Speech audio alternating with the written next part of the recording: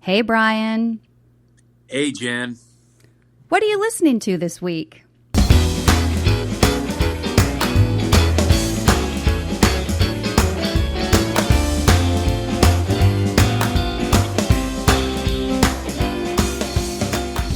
Welcome to What Are You Listening To This Week, the weekly podcast where we talk about our favorite songs.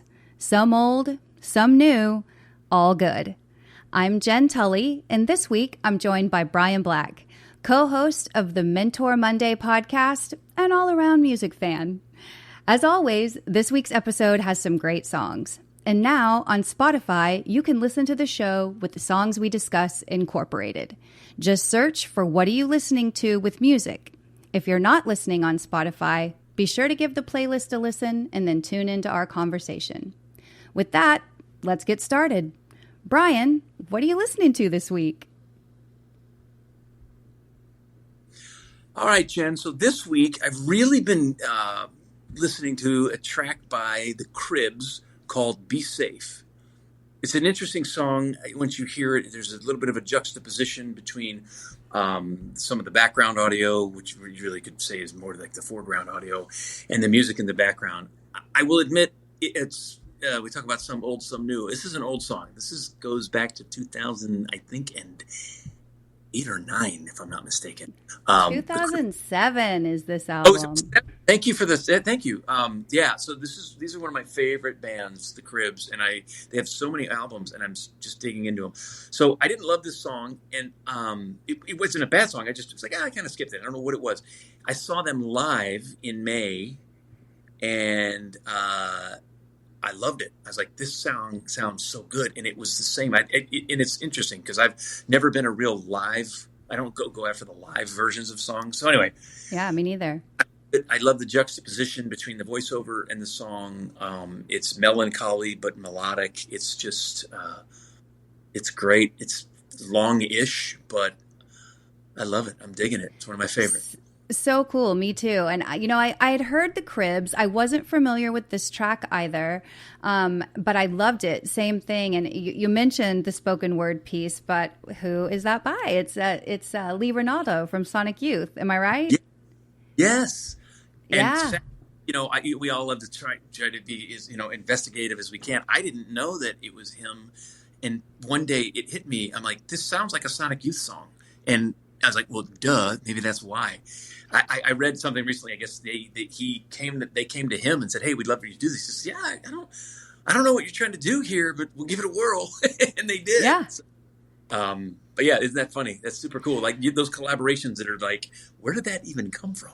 Yeah, how did they come together like that? And I believe that was Lee Ronaldo's original spoken word. Like I think he wrote that for this particular song. So that's his contribution. And then I also, too, in digging around a little bit more about the band, I didn't realize they were brothers, that Gary and Ryan are twins, and then Ross is their younger brother. Of course, Gary, Ross, and Ryan Jarman are the British trio that makes up the Cribs. I was like, we kind of have like a British AJR situation, even though they sound really different. That's a good point. You wonder, like, you get along better than the Oasis brothers or the Followells from Kings of Leon, but yeah, yes, and they're prolific. I think they've had a couple of guitarists bounce in and out besides those kind of three at the core. But you and I talked offline about this. I love. There's just something about the British bands. I love them, and they just, like I said, they're prolific, and it's. I think this is their 4th album. I don't know. You might know better than I am. You already done more of the research. Well, I think, that's my job. That's my job. But I really like the, I'm a lyrics gal, so I'm always like digging into lyrics, and I want to understand a song, and I want to get the meaning. And so I usually do quite a bit of like looking in that area. But I did love this one because it's like you said, like it's kind of this like really dark comment on what's going on in society right now.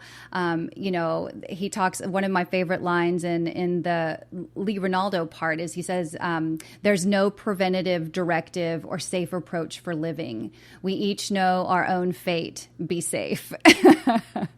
So you have this kind of like dark message. And then the chorus of the song where the Cribs sort of chime in, it says, I know a place we can go where you'll fall in love so hard you'll wish you were dead. And I was like, that's amazing. You get like this sort of like stream of consciousness, spoken word lyrics. And then you have this like really beautiful chorus that then goes dark, you know. So I this is my recommendation when you're listening to this track. For sure, listen with like the lyrics on, you know, like read the lyrics while you're listening, because I think it's so cool. It is, and it's such a journey because you hear the words, and you're like, okay, I want to get to the chorus. That's such a cool part, and then you realize you're like, wait, what is he saying between the chorus again? That's kind of cool. Yeah, it is a cool journey, and they did it. It's pretty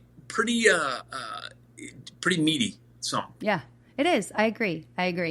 Well, what else are you listening to? Do you have a second song you've had on repeat this week? I do, and this is another oldie. Okay. Facts on this one. I think this was 2004. Another band that I love. These guys, not from the UK.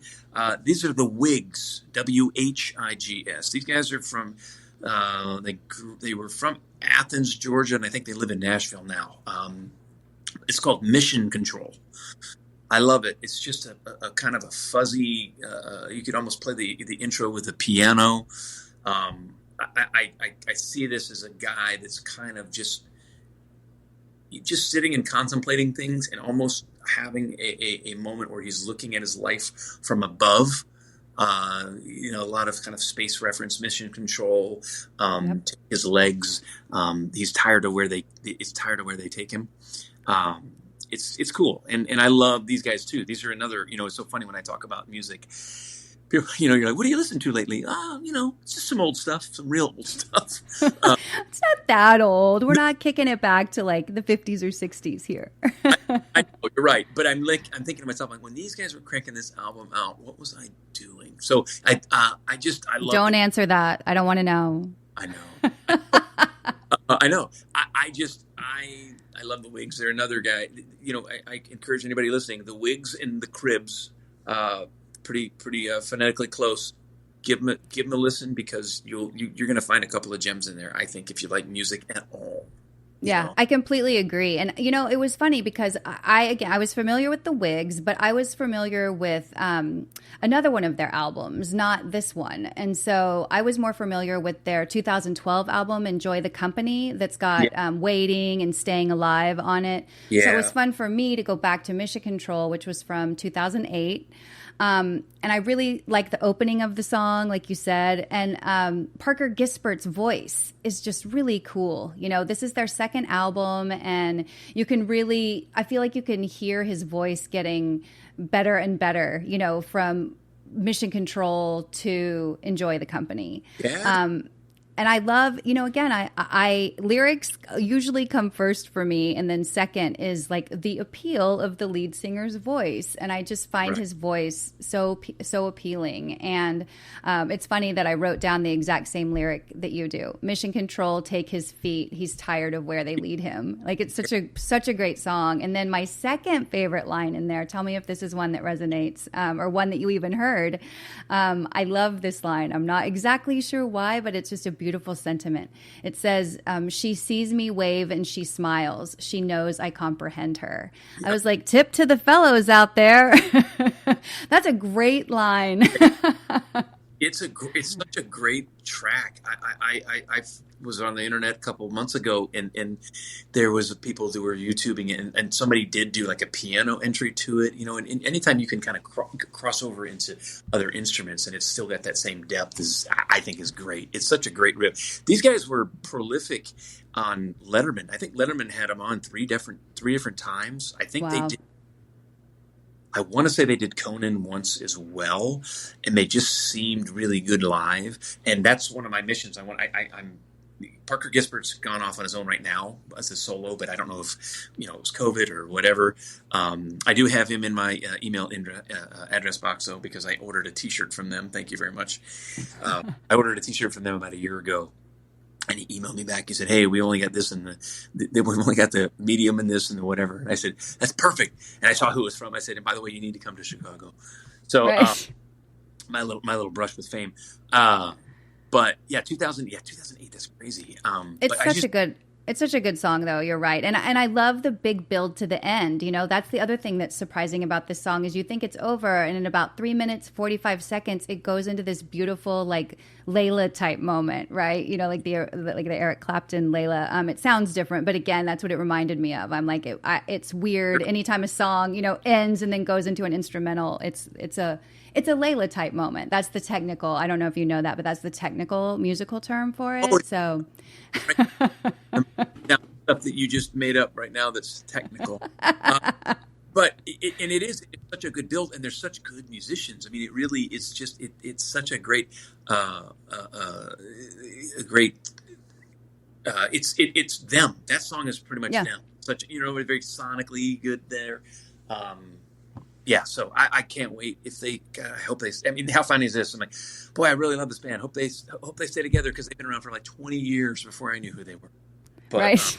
God bless the Whigs down there, and I think they're residing in good old Nashville, like every other musician. Right, like everybody. Everybody's left Austin because it's too expensive. Yeah.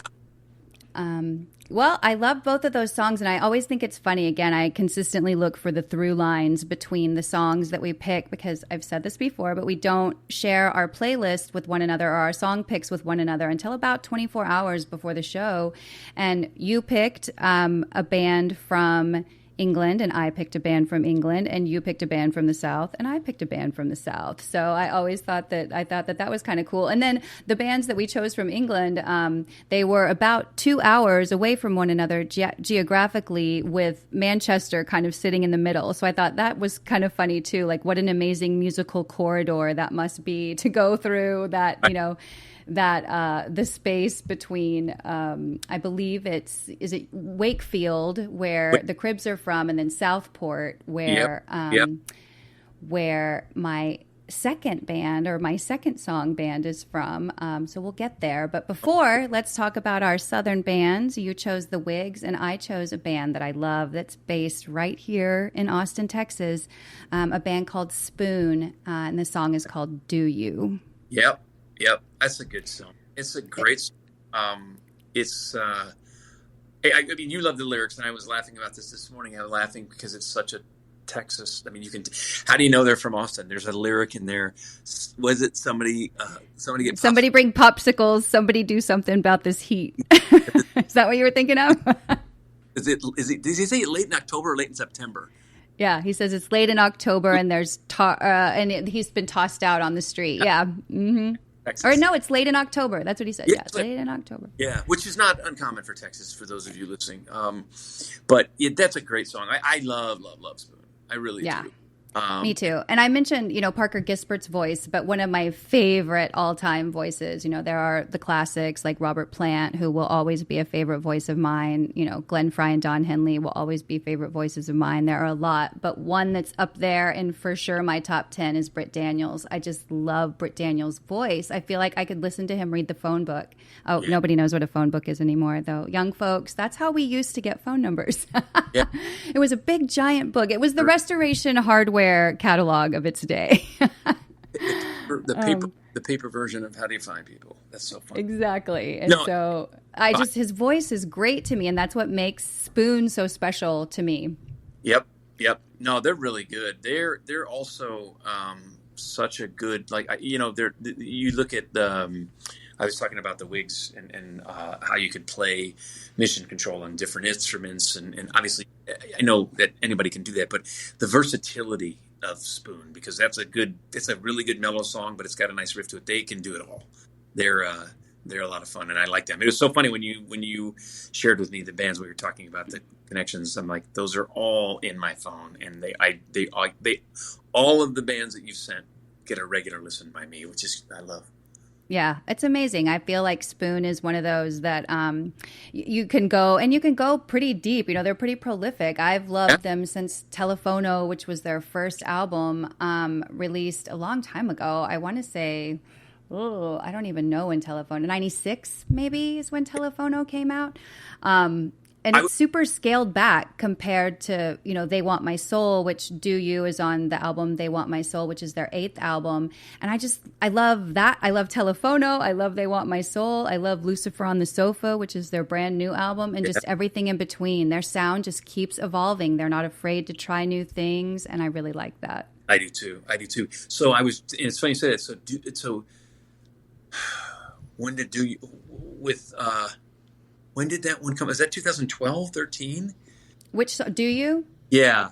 Do You came out in 96. No, I'm sorry, Telefono 96. 2014 is, 14. Do You is 2014. Yeah. I feel no, I'm kidding. Who gives a shit when these things came out? Can I swear on here, by the way? You can. Just Good. Watch it. I will. Don't tell me what to do. But anyway, I like to always put kind of the date markers around the date in the where, right? Like, when was this made, and where were they? Where did they come from? Yeah. But yeah, no, great song, so fun. It is a good album. That's a lot of good fun. One. Really good one. Well, and then we rounded out. I've been teasing my British band pick. I picked for our last song today a song called "Whippin' Piccadilly" by Gomez. Oh yeah, such a good. Oh my gosh, Gomez is a band that I could definitely do a whole show about. And Gomez is a band, maybe this is what we should talk about here for the remainder of the show, or at least a portion of it. Why isn't Gomez a bigger band? Why do more people not know and love them? Or do you find that they're kind of obscure? Like, they're one of those bands where if I say, like, oh, Gomez, people are like, who? It's really funny. I don't know the answer to that question, and I've often thought about that. And I've seen these guys live more than I've seen any band in my music Rolodex. I've seen them 4 or 5 times. I saw Ben and Ollie do a 2-man show last January or February here in Chicago. Just the 2 of them. But anyway, that's just enough about my street cred. I found Gomez at this will show you how old it is. I was at a Borders bookstore back when you could grab a set of headphones, scan the disc, and listen to 3 or 4 tracks on it. I remember those days. Yeah. I mean, I came in there holding my phone book, because I didn't know who to call. But I remember scanning, and I think I was listening. So, Whippin' Piccadilly is on. I'm losing it. It's on Bring It On. Bring It On. Right. Yeah. I think it was Liquid Skin that I listened to a little bit on that. I remembered. I was like, these guys are good. And since then, they were always I bought all their CDs. Well, and my favorite Gomez song is on Liquid Skin, but for whatever reason, Whippin' Piccadilly was calling to me for this episode. But Rhythm and Blues Alibi is actually my most favorite Gomez song.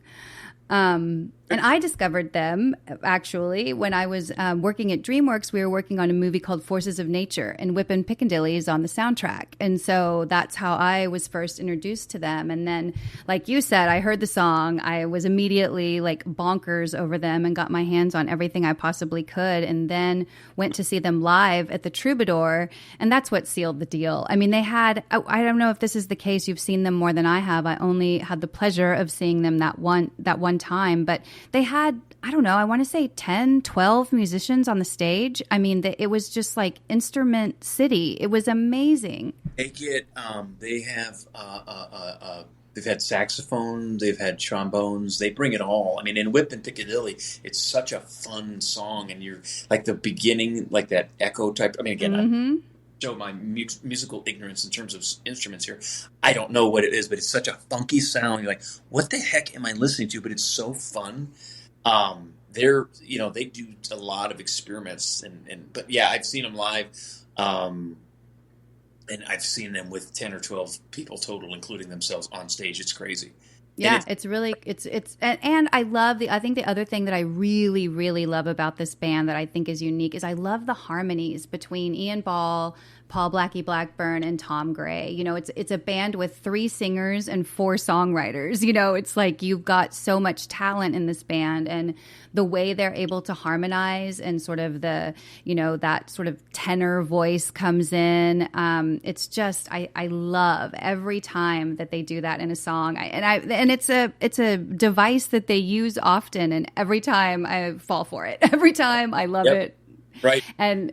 And then they, this is I talk a lot about story songs, right? I love a song that tells a story. And this one's just like, it's almost a perfect story song. It even starts out with Once Upon a Time, and it's just a story about a group of friends messing around one day. And I was like trying to, I had my interpretation of the song, but wanted to know what the band's interpretation was. And it turns out they were all on their way to a Beck concert when Beck was touring for Odelay, the Odelay album, which is one of my top 10 albums also.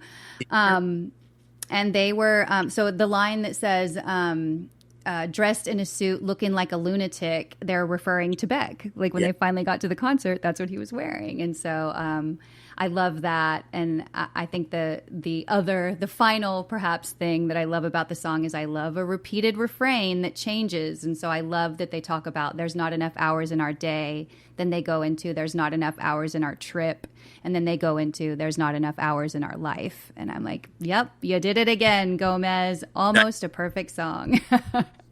And so, and Once Upon a Time, not too long ago, on a day out in Manchester. So they went from and again, we're doing the geography. They went from their little town in I want to say Southport. It's not Southport. What is it? Stockport. Yeah. It's Southport. So you go into Manchester and you're at Piccadilly Station. Piccadilly's a massive train depot. It's the biggest outside of London. Manchester as a city is very, very interesting. Because if you go to London in a day and then Manchester, you'll be convinced you're not in the same country. Yeah, it's true. It's true. Grittier or kind of more raw than the passion. So I always get a kick out of that song. Makes me think about that. So that's a lot of fun. That's right. There's a Beck concert. Yeah, they went to Sheffield to see Beck. That's the story. Well, I'm so glad that you took the time to join me for the show, Brian. Thank you so much for telling us what you're listening to this week. It's always a pleasure to chat with you. Thank you so much for having me and listening to me and my opinions about music. It's been so much fun. Let's do it again.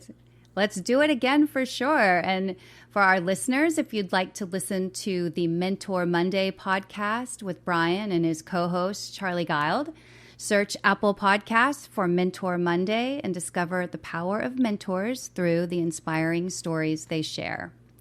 And please join me again next week to find your new favorite song.